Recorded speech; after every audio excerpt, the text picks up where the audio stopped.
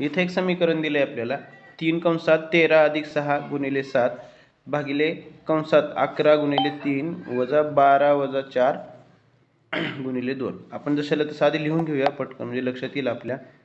3 कंसात 13 अधिक 6 गुणिले 7 कंस बंद भागिले 11 गुणिले 3 कंसात आहे वजा 12 वजा 4 गुणिले 2. आता हे करत असताना आता हा कंस म्हणजे गुणाकाराचं चिन्ह असते, पण अगोदर सगळे कंस सोडून घेऊया आपण. मग हे 3च्या नंतर कंस आला याचा अर्थ इथं गुणाकार आहे हे लक्षात ठेवा कधीही. आता हा कंस सोडून घेऊया आपण, ह्याच्यामध्ये अगोदर गुणाकार करून घेऊया. 6 ते 42, 42 आणि 13 55. ओके. हां, पुढं वजा. आता हा कंस अजून सोडून घ्या. सॉरी, वजा नाही, इथं भागिले आहे ना. हां, भागिले आहे. आता हा कंस सोडून घ्यायचा आहे. 11 गुणिले 3 33 वजा. आता हा कंस सोडून घेऊया. इथं अगोदर गुणाकार करावा लागेल. 4 दुने 8 आणि 12 वजा 8 4. इथं विचार करत असताना भागाकार करायची, भागाकार केला तरी आपल्या पॉईंटमध्ये उत्तर येऊ शकते समजा. पण तसं न करता आपण सोप्या पद्धतीने जाऊया बघा. 3 गुणिले, आता हे 55 जशाला तसे लिहू आणि भागिले 33 आहे तर हे छेदात घेऊया ना, एकच प्रक्रिया होणार आहे. चालतंय का? वजा 4. आता बघा इथे किती सोपं आहे. 3 1 3 3 1 3 3 1 3 खाली आले 11. 11 1 11 11 5 55. उरले काय? हां, 1 गुणिले 5 वजा 4. आता 1 गुणिले 5 म्हणजेच काय येणार आहे? 5 वजा 4. ह्याचं उत्तर किती आलं? 1. पर्याय क्रमांक बी. एका क्रिकेट खेळाडूच्या 24 इनिंगच्या धावांची सरासरी 28 आहे. याचा अर्थ सरासरी दिलेले आहे आणि इनिंग्स पण दिलेत. म्हणजे एकूण धावा आपल्याला काढता येतील की नाही इथं? कशा काढता येतील बघा. सुरुवातीच्या 24 इनिंग्समध्ये म्हणजे 24 वेळा तो खेळला आणि सरासरी धावांची आहे त्याची 28. याचा आपण गुणाकार करून घेऊ म्हणजे एकूण आपल्याला रन्स कळतील किती काढलेत त्यांनी ते. बरोबर आहे का? करा बघू. 24 गुणिले 28 यांचा गुणाकार करूया आपण. बघा, 8 चौक 32ला 2, 3 आले हातचे, 8 दुने 16 आणि 3 19, 4 दुने 8, सॉरी, 2 चौक 8 आणि 2 दुने 4. म्हणजे ह्या दोघांची बेरीज किती येणार आहे? 2 17ला 7, हातच्याला 1, 4 आणि 5 आणि 600. म्हणजे 672 एकूण रन संख्या आली. बरोबर. का काढलं हे आपण? तर धावांची पुढं सरासरी वाढणार आहे, एक इनिंग वाढणार आहे आणि धावा वाढणार आहेत, पण सरासरी तिथं पण दिली आहे. मग त्यांची पण बेरीज गुणाकार करून काढूया एकूण धावा किती आहेत. म्हणजे कितीचा फरक पडतोय तेवढे त्यांनी शेवटच्या इनिंग काढले. लक्षात आलं का? बघा, 25 इनिंग होणार आहेत त्यांनी एका इनिंगमध्ये अजून धावा काढल्यानंतर, आणि त्यांची सरासरी सांगितली त्यांनी 29. ह्यांचा गुणाकार करून बघूया आपण. बघा, 29 गुणिले 25. ज्या पद्धतीने गुणाकार सोपा जातो त्या पद्धतीने करायचं. बघा, 25चा पाडा येतो डायरेक्ट तुम्हाला. 25, हां, 725 येतोय का याचा गुणाकार? ठीक आहे, डायरेक्ट लिहू मग 725. बघा, आता जर त्यांनी एका इनिंगमध्ये अजून काही रन काढले, माहिती नाही किती काढले ते, तर त्याचे इनिंग्ज आणि रन्स सरासरी ह्यांचा गुणाकार केला असता 725 रन एकूण होणार आहेत. मग त्यांनी एकूण 29 इनिंगमध्ये काढले 725 रन आणि 24 इनिंगमधले झाले 672 रन. ह्यांची वजाबाकी केली तर शेवटच्या इनिंगचे रन निघतील. बघा, आलं का लक्षात? हां, ह्यांची वजाबाकी करू मग. 5 मधून 2 गेले, 3 राहिले. आता इथे 12 मधनं 7 गेले, 5 राहिले. इथं 6 गेले, 0. म्हणजे त्यांनी शेवटच्या इनिंगमध्ये 53 रन्स काढलेत. म्हणून त्याची 25 इनिंगची सरासरी किती आली आहे? 29 आले. का? तर शेवटच्या इनिंगला 53 रन काढलेत. लक्षात आलं? पर्याय क्रमांक बघा डी. 12.1/16 इथं लिहून घेतो मी. 12.1/16 ह्याला दशमान मूल्य म्हणले. दशमान म्हणजे दशांशामध्ये आपल्याला घ्यायचे. हे तुम्ही पूर्णांकयुक्त अपूर्णांक ह्याला सोडवून घ्या, बरोबर तुमचं दशमान मध्ये येणार आहे, दशांशामध्ये. तर इथं काय करतो, 12 आणि 16 मध्ये गुणाकाराचा एक प्रक्रिया. बरोबर. आणि 12 आणि 1 मध्ये बेरजेचे. हां, बर, तुम्ही गुणाकार करून ठेवलाय का? ठीक आहे. म्हणजे 12 गुणिले 16 हे केलं तर ह्याचं किती येतंय तुमचं? 100. Okay, very good. आणि ह्याच्यामध्ये एक काय करावं लागेल? मिळवावं लागेल. म्हणजे 193. म्हणजे हा पूर्णांक कसा आला रे? 193 भागिले 16. बरोबर आहे का? झालं. ह्याच्यात काय अवघड आहे? मग आता 16 काय करायचंय? 16 एक्के 16. बघा, 16 एक्के 16. 3 उरले बरोबर. 16 दुने 32. 1 उरला बरोबर. आता हे 1 ला भाग जातो का? इथं दशांश चिन्ह द्या, इथं शून्य द्या. परत ह्या 10 ला भाग जातो का? नाही जात. मग इथं एक शून्य द्या आणि इथं एक शून्य द्या. लक्षात आलं? आता 16 सख्खे 96. 16चा पाडा 6 पर्यंत म्हणला तर 16 सख्खे 96. इथले 96 गेले तर उरले किती? 4. आता परत भाग जातो का 4 ला? मग आता वर शून्य घ्यायची गरज नाही. एका अंकानंतर पुढच्या शून्याला किंमत नसते म्हणून वर शून्य न घेता आपण डायरेक्ट इथं शून्य घेऊया. 16 एक्के 16. 16 दुने 32. इथं उरले 8. बरोबर आहे का? 8. आणि इथं परत शून्य द्यायची गरज नाही. इथं शून्य द्या. 16 5 80. 5 आहे. 12.000625. पर्याय क्रमांक सी. कळलं? किमान 6 अंकी संख्या. किमान म्हणजे लहानात लहान किंवा कमीत कमी. किमान 6 अंकी संख्या म्हणजे किती येणार आहे? तर 1 लाख येणार आहे. का बरं 1 लाख नाही? तरी 6 अंक आहेत आणि ही सर्वात लहान 6 अंकी संख्या आहे. आणि काय विचारले? आणि कमाल 4 अंकी. कमाल म्हणजे मोठ्यात मोठी 4 अंकी संख्या. 4 अंकी संख्या सर्वात मोठ्यात मोठी 9000. Very good. आणि यांच्यातला फरक विचारलाय म्हणून आपण वजाबाकी करणार आहोत.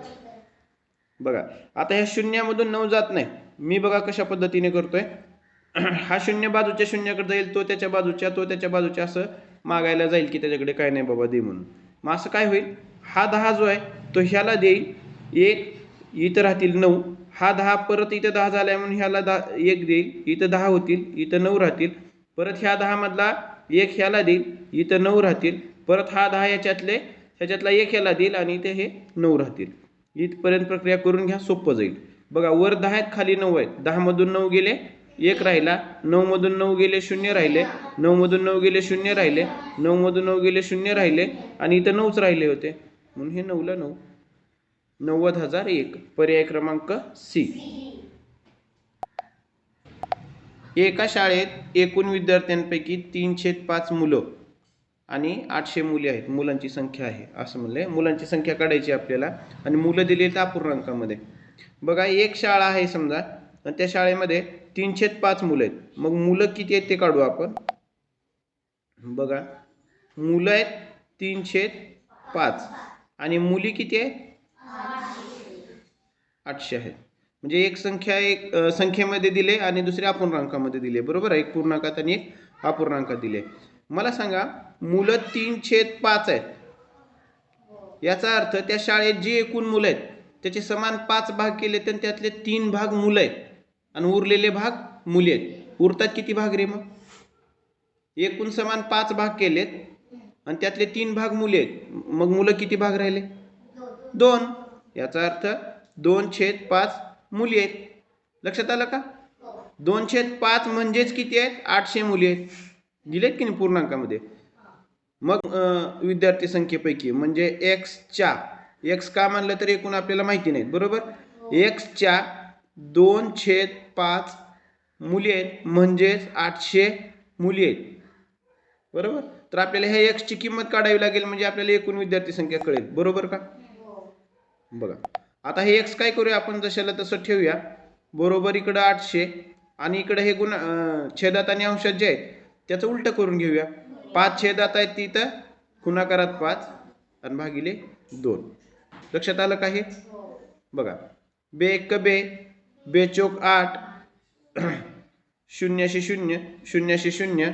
बरोबर. उरलं काय रे? 400 गुणिले 5 म्हणजे एक्सची किंमत किती येणार आहे इथं? हां, एक्सची किंमत येणार आहे 2000. एक्स काय धरलं होतं आपण? तर एकूण विद्यार्थी संख्या. बरोबर. आता बघा, एकूण विद्यार्थी संख्या जर 200 आहे आणि त्यात मुली जर 800 आहेत तर मुलं किती? यातला फरक काढला तर मुलं निघणार आहेत. शून्य शून्य आणि हे 20 मधनं 8 गेले 12. 1200 मुलं. लक्षात आलं का? पर्याय क्रमांक बघा सी आहे. खालील विधानाचे अंदाजे मूल्य शोधून काढा, म्हणजेच अंदाजीकरण करायचं आपल्याला. समीकरण जे दिले बघा 349 गुणिले 51 अधिक कंसात 632 भागिले 31. हे आपल्याला जवळच्या दशकामध्ये पूर्ण करून घ्यायच्या संख्या सगळ्यात सोपा. कसा तर 349 जवळच्या दशकात पूर्ण केल्यास किती होतील? जवळच्या दशकात पूर्ण करायचे आहेत आपल्याला. जवळच्या दशकामध्ये म्हणजे 350च्या जवळ आहे ना ते.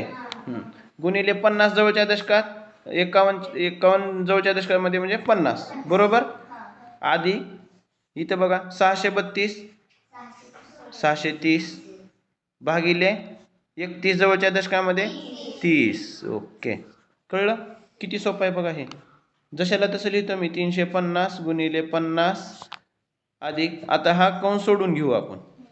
कंस सोडवताना बघा 630 भागिले 30. हा शून्य गेला, हा शून्य गेला. 3 1 3, 3 2 6, 3 1 3, 21 आले. कंस सुटला. किती सोपं आहे बघा. आता करा. आता अगोदर आपल्याला गुणाकार करावा लागेल. 350 गुणिले 50 बरोबर. हे 2 शून्य जशाला तसे घेऊ इकडं खाली. आणि आता करू. 5 5 25 ला 5, 2 आले ह्याचे, 5 3 15 आणि 2 17. 17,500 आले. आता ह्या दोघांचं उत्तर आलं 17,500 अधिक 21 म्हणजेच झालं 17,521. बघा पर्याय क्रमांक आला असेल इथं डी. किती सोपं आहे बघा. पुढीलपैकी कोणती संख्या, खालीलपैकी कोणती संख्या, म्हणजे पर्याय आपल्याला पडताळून बघावेच लागतात. तर कोणती संख्या अशी आहे जिला 4 ने 8 ने आणि 6 ने भाग जातो, असा पण याचा प्रकार आहे बघा. गुणक म्हणलंय म्हणजे 4च्या गुणकामध्ये येते का, 8च्या गुणकामध्ये येते का, 6च्या गुणकामध्ये येते का, म्हणजे तिन्ही संख्येने भाग गेला पाहिजे अशी संख्या बघायची आपल्याला. पर्यायातले घेऊन पण बघून चालतात बघा. कसे बघणार आपण? मी घेतो पहा 396. आता ह्याला 4 ने भाग जातो का पटकन बघता येतं.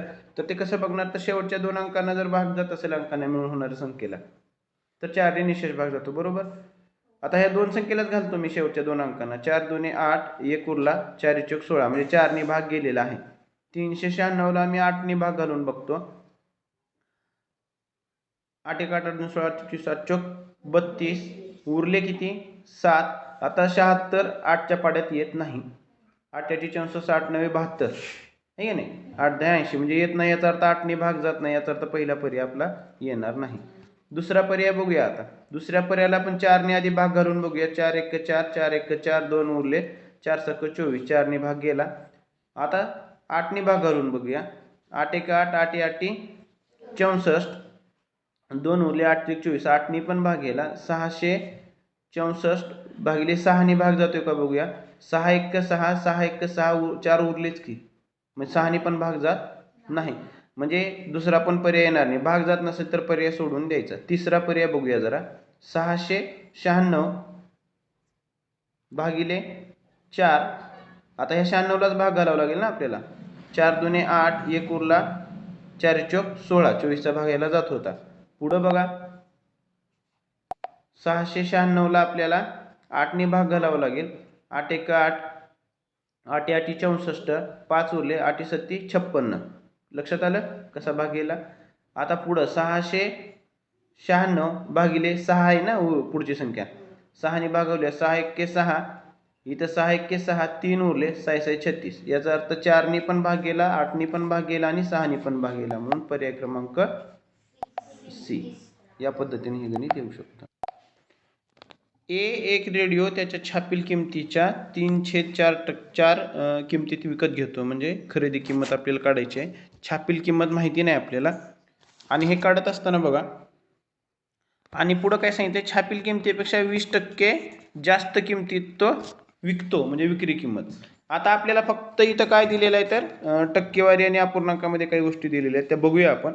मला छापील किंमत माहिती नाही, मग मी इथं समजणार आहे छापील किंमत मी धरतोय 100 रुपये. हे प्रमाण धरून मी पुढे जाणार आहे, तर ते लक्षात येईल आपल्या पुढे कसं करायचं आहे ते. छापील किंमत जर 100 रुपये असेल तर खरेदी किंमत काढताना त्याच्या 3/4 एवढ्या किमतीत विकत घेतली, म्हणजे 100च्या 3/4 बरोबर. म्हणजे 4 एके 4, 4 दुने 8, 2 उरले, 4 आपण 24 आणि 25 गुणिले 3 बरोबर 75. छापील किंमत 100 रुपये असताना त्यांनी खरेदी केली ती वस्तू 75 रुपयाला. छापील किंमत 100 रुपये असताना. पुढं काय सांगितले? छापील किमतीपेक्षा 20% जास्त किमतीत विकतो म्हणले बघा. म्हणजे छापील किंमत आहे 100 रुपये, ह्याच्या 20% जास्त, 20% म्हणजे 20/100 एवढ्याने तो विकतोय. म्हणजे इथं निघणार आहे विक्री किंमत. बरोबर, ही निघाली इथं खरेदी किंमत. आता ह्याच्या बघा 100 एक 100, 100 एक 100 म्हणजे 20, म्हणजे 20 रुपये नफ्याने तिथं विकतोय तो छापील किमतीच्या. एकतर आधी 100 रुपये छापील किंमत आहे, त्याच्यात 20 रुपये त्याने वर घेणार आहे छापील किमतीच्या, म्हणजेच 120 रुपये काय आली? विक्री किंमत आली. बरोबर, आता नफा काढायचा आहे आपल्याला आधी. तर नफा काढत असताना तुम्हाला माहिती आहे नफा बरोबर विक्री किंमत वजा खरेदी किंमत. विक्री किंमत आली 120 वजा 75, म्हणजेच इथे उत्तर येणार आहे 45. 45 काय आहे? तर त्याचा नफा आहे. 45 रुपये नफा आला. हा नफा कधी आला? तर खरेदी किंमत 75 रुपये असताना नफा आला 45 रुपये, तर त्याची शेकडेवारी काढायची. याचाच अर्थ आपल्याला त्याला 100नी गुणावं लागेल. आता गुणताना बघा 25 त्रिक 75, 25 चोक 100, 3 एक 3, 3 एक 3, 1 उरले, 3 पाचे 15, उरले काय? 15 गुणिले 4, 15 गुणिले 4 बरोबर 15 चोक 60. 60 ही आली टक्केवारी, कारण इथे 100नी गुणले आपण टक्केवारी काढली. याचा अर्थ त्याला 60% एवढा नफा झाला. त्याची नफ्याची टक्केवारी आहे 60. एक रक्कम 16 वर्षात सरळ व्याजाने दुप्पट होते. किती रक्कम आहे आपल्याला माहिती आहे का? मग 100 धरूया. 100 रुपये जर 16 वर्षामध्ये, हे 100 रुपये 16 वर्षामध्ये 200 रुपये होणार. बरोबर आहे, दुप्पट म्हणले. मग ह्या 200 रुपयामध्ये काय काय आहे रे? व्याज आणि मुद्दल आहे, म्हणजे ही रास आहे. लक्षात आलं का? म्हणजे ह्याच्यामध्ये 100 रुपये वाढणार आहेत. वाढलेली रक्कम काय? 100 रुपये. 100 रुपये आधीच होते ना मुद्दल, मग वाढलेलं हे 100 रुपये आहेत व्याज. कळलं? याचाच अर्थ हे 100 रुपये वाढण्याचा दर 16 वर्षात किती? तर एका वर्षाला किती काढावं लागेल आपल्याला? बरोबर आहे का? वार्षिक दर विचारले ना. मग 100 रुपये वाढले तर 16 वर्षात ते 100 रुपये म्हणजे किती भाग वाढले असतील तर भाग करावं लागेल. 16 एक्के 16, 16 सख्खे 96, उरले 4, इथं दशांश दिला, इथं 0 घेतला, 16 दुने 32, इथं 8 उरले, 16. आता इथं बघा 8ला भाग जातो का? नाही जात, मग इथं 0 द्यायचा. 16 पंच 80, म्हणजे 6.25 आलं की नाही उत्तर. याचाच अर्थ 6.25 म्हणजे 0.25 म्हणजे काय? किती भाग असतात रे? पाव भाग असतो की नाही. ह्या 0.25लाच आपण अपूर्णांकामध्ये 1/4 लिहितो बघा.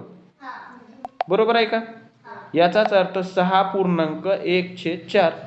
बघा तिथे उत्तर आहे पर्याय क्रमांक 2, 6.1/4%.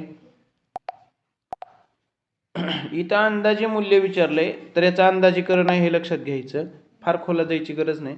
इथं 3 दशांश चिन्ह 003 घेतलंय, म्हणजे दशांशाच्या नंतर दशकाच्या ठिकाणी दशांशाच्या ठिकाणी 0 आले. याचा अर्थ पुढे जायची गरज नाही. शतांशाच्या ठिकाणी पण 0 आले, म्हणजे 3.003 ह्याच्या बदल्यात आपण फक्त 3च घ्यायचे. गुणिले इथं पुढं तर 15 पूर्णांकात दिलेले आहेत, अधिक आता इथं 0.01 दिले. आता हे दशांशामध्ये हे दशांश चिन्हानंतरची जी दशकांश आपण घेतो की नाही, शतांशाच्या आधी दशांश, त्याच्या ठिकाणी 0 आहे आणि पुढे 1 आहे, तर आपल्याला तिथं बदलायची गरज आहे का? नाही. याचा अर्थ 0ला 0च घेणार तिथं. अधिक आता 5 नंतर 5.000 आले, म्हणजे 5 मध्ये काही बदल होणार आहे का? दशांश चिन्हानंतर जर 5च्या पुढची संख्या आली असती तर 5ला आपण 6 घेतला असता. लक्षात आलं? मग इथं 5च घेणार. झालं. ह्यांचं करायचं आहे आपल्याला. 15 त्रिक 45 अधिक 0 आणि अधिक 5 बरोबर 45 अधिक 0 45 आणि 5 50. झालं. याचं उत्तर आलं 50. पर्याय क्रमांक सी.